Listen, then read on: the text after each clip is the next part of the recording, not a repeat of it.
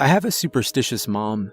She was always the sort of person who adhered to silly, nonsensical rules, like not stepping on cracks or tossing salt over your shoulder if you spill it. Rules that may or may not even have had any true origin or reason.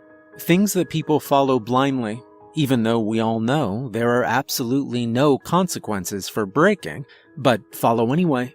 One of my earliest memories actually involves my mom nervously demanding that I hold my breath until she says otherwise. I don't remember where we were coming home from late at night, but Mom and Dad were in the front seat, and I was in a car seat, half asleep. Then she said urgently, "Jason, hold your breath." She'd smacked Dad on the arm. "You too, please, just do it." Then she'd gulped in a big breath and held it as we traveled on down the foggy night road. Once she released her breath and said, "Okay." My dad laughed. He was used to her superstitions and normally just went along with it to make her happy. "Why'd I have to hold my breath, Mommy?" I'd asked. Mom swiveled in her seat to look at me. "Because we were getting ready to pass a graveyard. Didn't you see it?" I hadn't seen it, which I was glad about. It probably would have spooked me out. I shook my head. "Well, anytime you pass a graveyard at night, you must hold your breath until you make it safely past." I frowned and wrinkled my nose. "You do? Why?" I asked. She gave me a serious look. "Son, you just do, that's why. To be safe. That's why it's so important to always pay attention to your surroundings." Sometimes I think back to that, and I laugh a little. To think it's important to pay attention to your surroundings for the sole purpose of knowing when you're passing a graveyard. It's sort of funny. Do you know what it takes to get hired at a graveyard? Like, as a job? Well, actually, in my case, it took exactly no effort. It took my dad drinking coffee with the city workers at the local diner on Sunday mornings and volunteering me when they said that they needed a part-time groundskeeper. I didn't particularly care for the idea, but I did like money. And spring had come, so the weather was getting pretty nice. So, I guess I didn't mind too much when I started working Monday, Wednesday, Fridays after school, and Saturday mornings at our town's small cemetery. I'd go and prune bushes, pick up fallen tree limbs, cut the grass, eat carefully around tombstones. I was a teenager, but I was a pretty nice kid. I felt respectful of the place's residents, and I treated the grounds with proper reverence. I even came to enjoy the job. Sometimes when I came, there would have been a funeral at some point earlier in the day. The casket would be lowered into the ground, and the mourners gone by the time I arrived. But the grave would be uncovered with a pile of dirt still next to the chasm in the earth, waiting to be filled in. Or I would arrive on a Saturday to find a grave or two dug, a deep, perfect rectangle, awaiting a funeral later in the day, yet to have a casket lowered in. I hated to admit it, but I always liked the smell of the freshly dug graves. It generated a natural, earthy scent. Sometimes, I felt the graveyard smelled old and stale, and also a little like an old lady, due to the mixture of flower arrangements, both growing and wilting away. It was probably all in my head. I supposed it was normal to just think that a graveyard smelled odd, well, because a graveyard was an odd place. Nonetheless, I liked the ageless smell of the fresh-turned earth. I never saw anybody digging the graves. Month after month passed, and I never so much as caught a glimpse of anyone doing it. I also wondered why the graves were left open after a funeral, why the gravedigger didn't come and fill it in right away. It seemed sort of eerie, and maybe a safety hazard. Normally, I was alone in the graveyard during my short shifts, but once in a while I would cross paths with another city worker who'd come in on some sort of errand or task. The guy who sort of ran the graveyard, if that's a thing, was a grumpy old guy who never had much to say. One Saturday morning, I asked him about the gravedigger. "Hey, George," I asked, "how come you never see the guy who digs the graves around here?" They were in a small office next to the main mausoleum, and George's eye shot up from the stack of papers he was shuffling through. "What kind of question is that?" He grunted. I shrugged. I don't know. Just curious, I guess.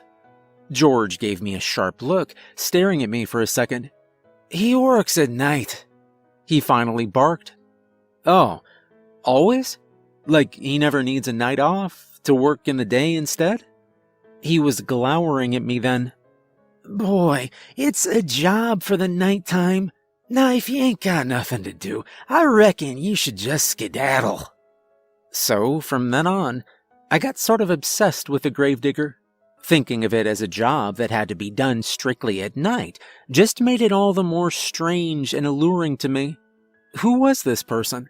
What had drawn him to this sort of work? What was he like if he'd been spending a lot of time at night, all alone, digging graves? What did he look like? Why? Why on earth did he do this? I talked to my friend Jacob about it.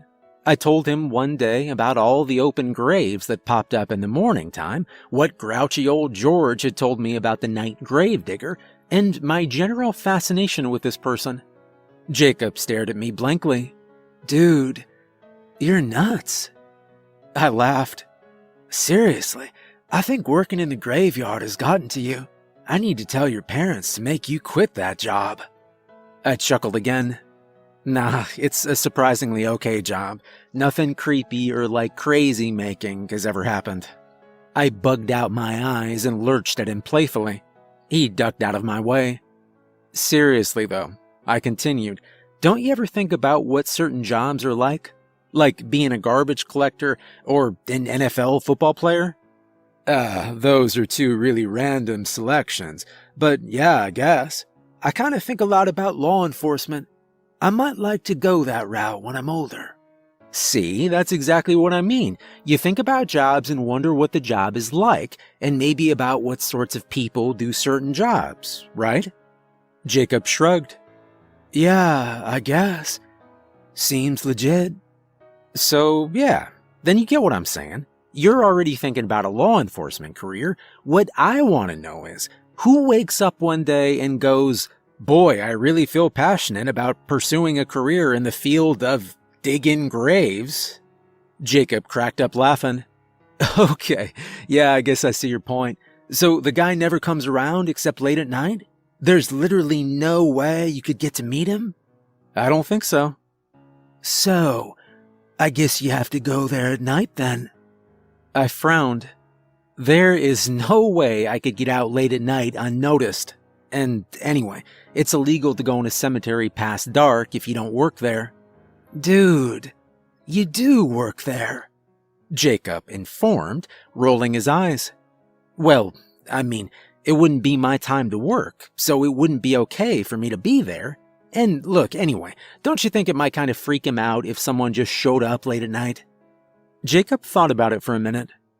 Well then, I guess your only option if you really wanted to get a look at this guy would be to install a camera.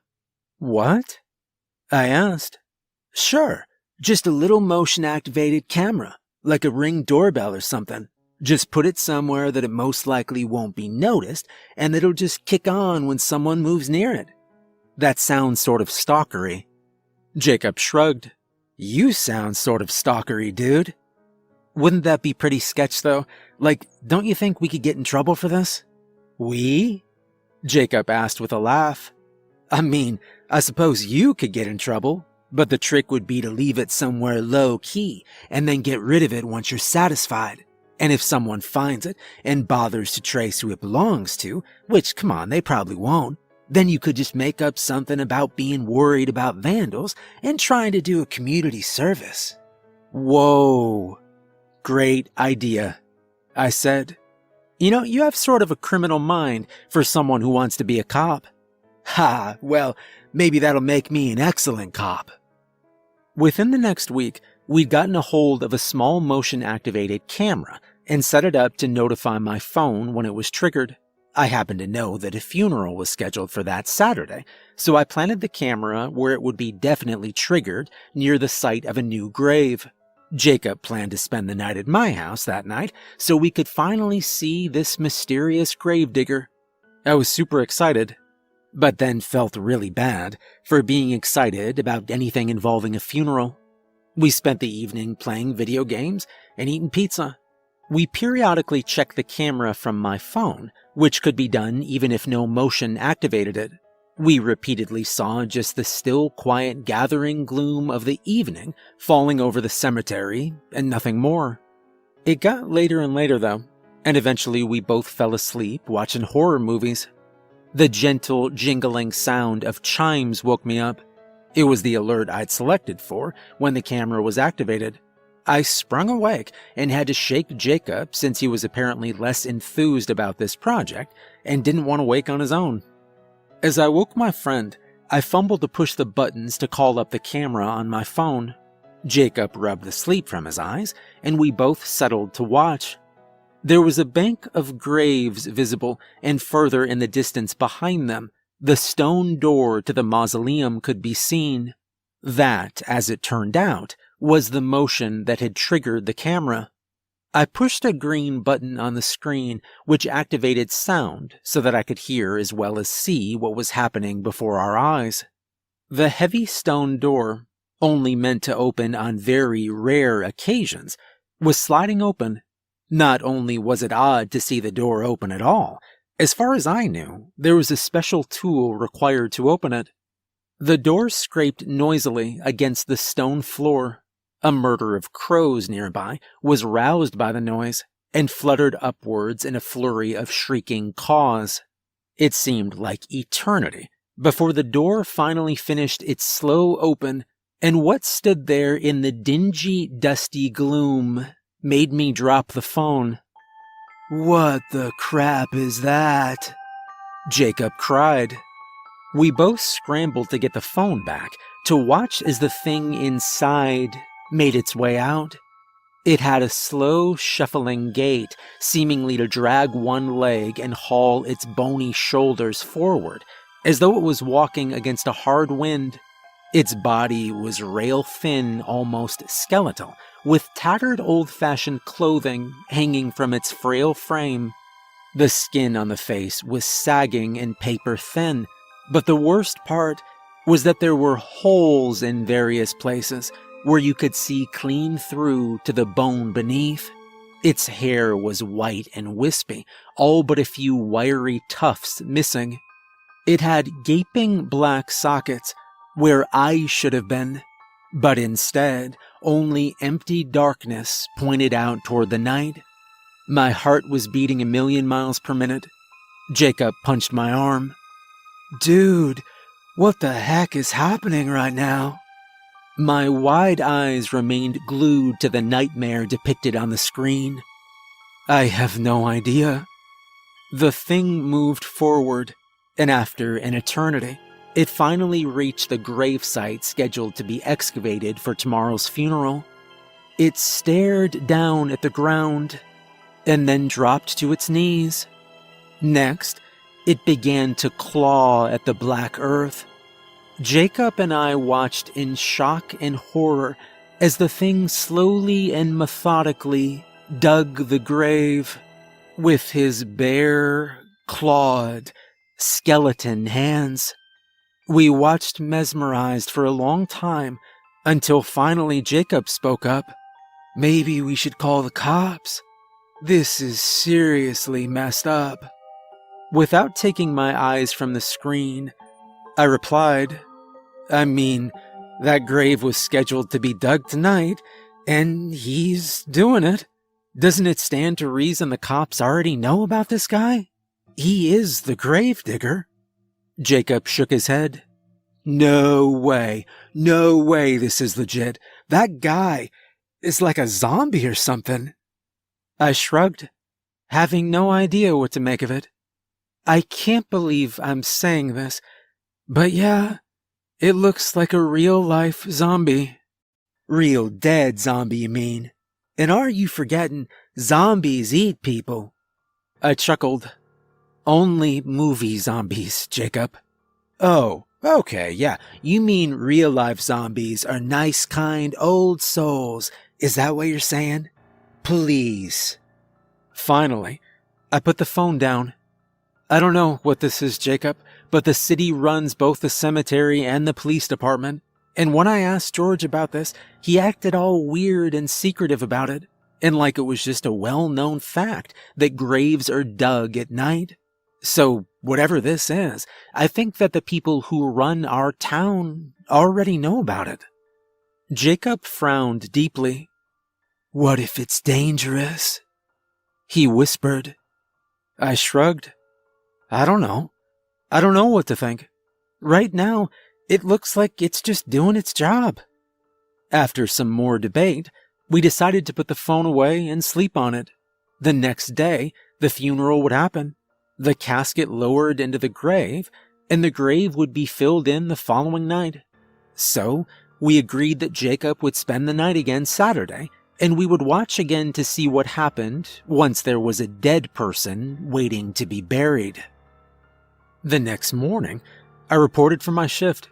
I gave the fresh grave and the mausoleum a wide berth and hurried to complete my tasks. The place had a whole new air of creepiness about it, and I was interested in getting the heck out. That night, Jacob and I were much more eager to go to sleep early. We fully expected to be woken by the chimes this time, and decided the best way to pass the time would be to sleep until it was zombie time. Plus, we were both exhausted from staying up so long watching the creature the night before. In fact, we named our zombie Clyde. As expected, we were both woken by the soft chime of my phone. This time, Jacob sprang to wakefulness as quickly as I did, and we called up the view of the camera. Clyde must be a creature of habit. He emerged from his strange apartment just as he had the night before, stiffly and slowly. He made his way to the grave he'd worked so hard to dig the night before. Only then did his routine change. The bony character dropped down into the grave. For a long time, there was nothing else to see.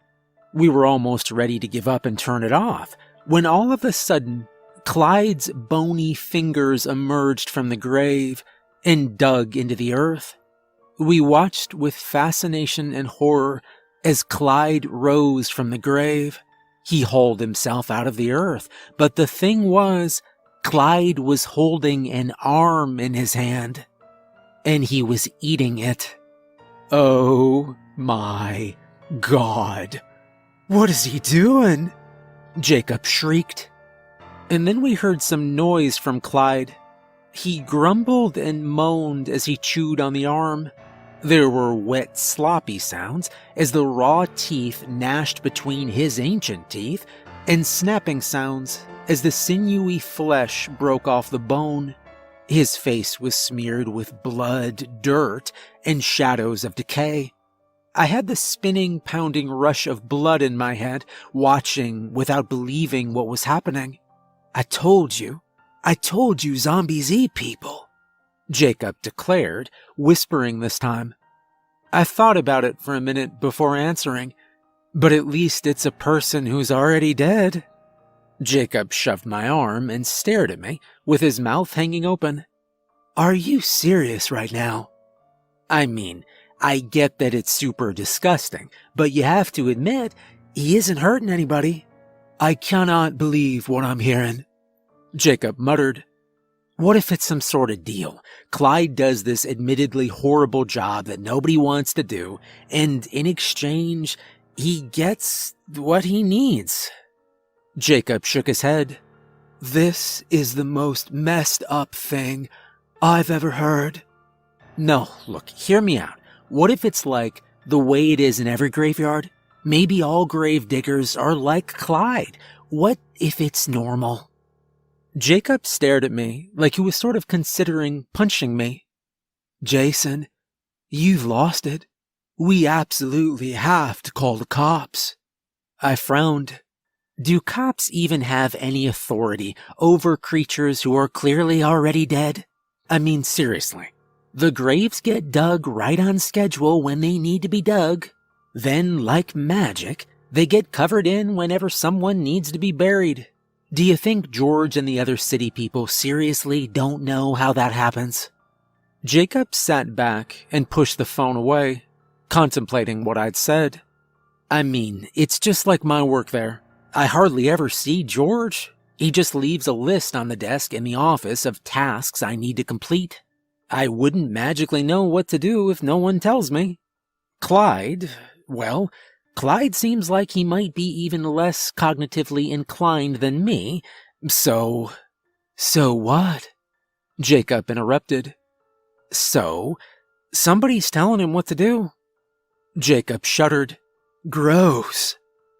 Jacob didn't want to watch anymore, but I did. Clyde went back down into the grave and came out with more pieces of whomever was down there. He trudged his morsels back to the mausoleum home and then came back to methodically fill in the grave in much the same way he dug it. Job well done, Clyde, I whispered. Even though my Clyde theory made good sense, Jacob became obsessed with keeping careful tabs on the grave-digging monster. He downloaded the camera app on his own phone so we could both watch even if we weren't together. For 2 weeks, Clyde's routine continued the same way. He only emerged at night if there was a grave to be dug. Otherwise, his stone door stayed closed and he didn't come out. He always employed the same methodical and archaic way of digging and covering the graves. He always took parts of the bodies within. It was an unbelievable way to live, but Clyde's routine nonetheless. The problems began when a terrible thing happened in our town. Nobody died for over a month. Obviously, that sounds like it's actually a really good thing to have happen for any community. However, by the middle of the summer, no graves had been dug, and one night the chimes woke me up. I watched with great interest as Clyde came out of the tomb, even though I knew there was no grave needed. He stumbled out, seeming far less coordinated, his motions more jerky and unstable. He looked around, his head thrashing in quick, panicked turns. I imagined that if Clyde had eyes, he'd be looking around frantically. My phone rang, and it was Jacob. I was able to pick up the call and go back to the screen while talking to him on speaker thanks to the marvels of modern technology. "What's he doing?" Jacob asked urgently. "No idea," I admitted. Jacob and I silently watched Clyde for a long time. He remained in front of the tomb, looking around frantically with that horrible, eyeless face. Then he leaned his head back and roared, a sound of ancient, primal rage. A sound so terrifying that I hurried to shut off the camera. "Whoa, what's wrong with him?" Jacob said. I didn't want to admit what I was thinking, but I said it anyway. "It's been too long since anyone died, Jacob. He's hungry." In the light of day, we couldn't see a way that this was really our problem, or that we should involve ourselves any further by alerting authorities. Plus, we both still agreed that the authorities had to know about this. The problem arose when the girl disappeared the following night. It was an older teenaged girl. In fact, I'd heard of her before, as she'd just recently graduated from my own high school. Her car was found the morning after she went missing, abandoned alongside the road just outside of town. She'd been coming home late at night from out of town, and presumably her car had run out of gas. Authorities assumed she'd gotten out to walk to town, and from there, they didn't know what happened to her. She could have been picked up, or something could have happened to her once she reached the city limits. There were no leads, but foul play had not been ruled out. The thing of it was, the night this girl would have gone missing, we were woken by the chimes. We'd watched as Clyde had shoved out of the mausoleum. We'd never seen him move so fast. He loped the opposite direction from the graves and was soon out of the camera's view. But it was only moments later when Clyde returned, and he was dragging a teenaged girl, her body limp and lifeless, her throat ripped open and dripping blood. "Oh my God," Jacob had murmured crazily as we sat on the phone together, mesmerized by terror. We both disengaged the camera. We have to call the police now. We have to, Jason. This has gone too far. I raked my hand through the air. I still think there's no way that they don't already know about this. I insisted. Look, we can't do anything to help her now. Let's just think this over and talk about it tomorrow. Once news broke about the missing girl the following morning, the whole town was abuzz talking about how another person had once disappeared on that very road back in the 70s. That one had been a jogger in his 40s. Everyone was fascinated by two strange incidents on the same street in one little old small town. Jacob and I were able to do some digging and discovered that when the last victim disappeared, the town had been in another long period of no deaths. The puzzle pieces came together, and we began to see that as long as Clyde stayed fed, he was fine. But if he was hungry, then it wasn't safe to go past the graveyard at night. And for some reason, the higher-ups in our community were letting this happen. Maybe it was a tradition. Maybe it was a pact with the devil.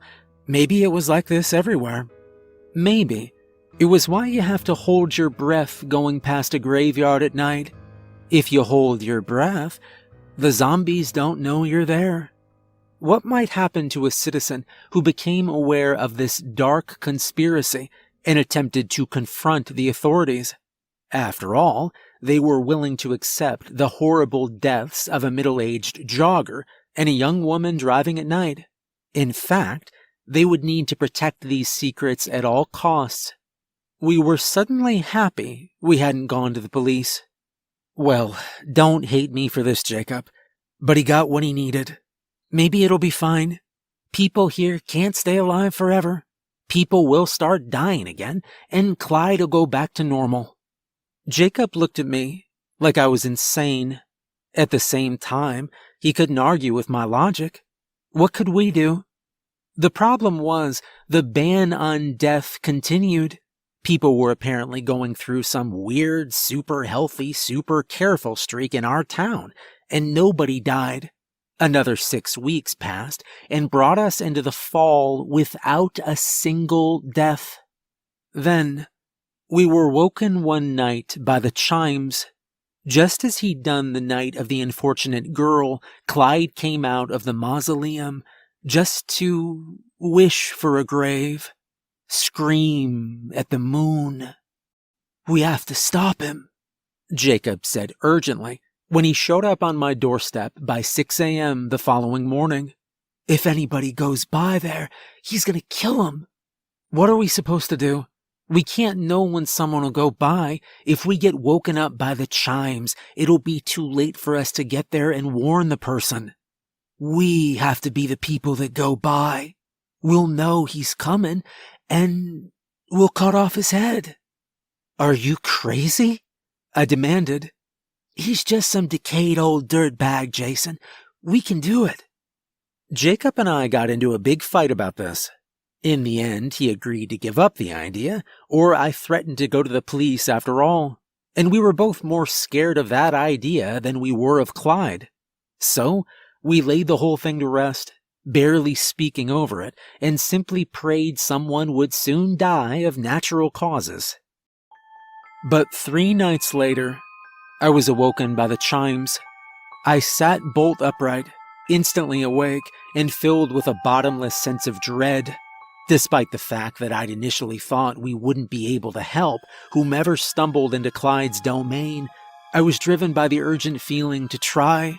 I only lived 5 blocks from the cemetery, and someone was about to die. I had to try. I didn't even touch my phone, just leapt from my bed and ran. I ran until my lungs felt like they'd explode, but didn't slow at all. Within a half block, I could see who was standing before the black iron fence to the graveyard. It was Jacob. He seemed frozen to a spot. Clyde was tearing through the grass and the graves, covering an alarming amount of ground, and Jacob looked absolutely paralyzed by fear. Whatever he'd planned for this big heroic mission had been overridden by terror in the presence of the gravedigger. "Oh my God, hold your breath," I said, trying to pick up my frantic pace. I was moving faster than Clyde, but Clyde had a lot less ground to cover to reach Jacob. "Hold your breath! Jacob, hold your breath!" I screamed as my feet continued to pound the pavement. I was almost to my friend by the time my demand had left my lips. Snapped out of his trance by my voice, Jacob slowly turned his head to look at me. I got to him just as Clyde reached through the fence. My fingertips grazed Jacob's sleeve, even as Clyde yanked him brutally into the bars. Without a second's hesitation, Clyde ripped out Jacob's throat with his teeth. I stared in horror as the life drained from my friend. Somewhere in my mind, I heard my mother's voice then. "Jason, hold your breath." But the words did not compute as I gulped in desperate breaths of air. Clyde's face snapped up. If he'd had eyes, they would have been trained on me. He released Jacob, and my dead friend slid sloppily to the ground. Clyde began to amble clumsily toward the opening in the gate, which was merely 10 feet away. He would soon get out of the graveyard, and I had no weapon with me. Hot tears streaming down my cheeks, I finally collected myself enough to suck in a giant breath of air into my lungs and hold it there. Clyde stopped in his tracks. His head with the dead empty eye sockets stayed trained in my direction for just a second. Then he turned and ambled back toward Jacob's fallen body. I turned and I ran. Days later, after Jacob's horribly sad funeral, when my family had returned home, I walked into the kitchen where my mother was making coffee. "Mom?" I asked. She turned and gave me a sad smile. "Do you remember how you always said to hold your breath when you pass a cemetery?" Mom's pretty face fell. I watched the color drain from her cheeks. I whispered, "Do you know the story behind that superstition?" Her eyes darkened, and it seemed a shadow fell across her face. "No, sweetie," she said softly. "Just an old superstition." She was lying. I could see it. She knew the truth. We moved away not long after that. We stuck around just long enough for my parents to find a place for us to go. A place that wasn't anywhere near a graveyard.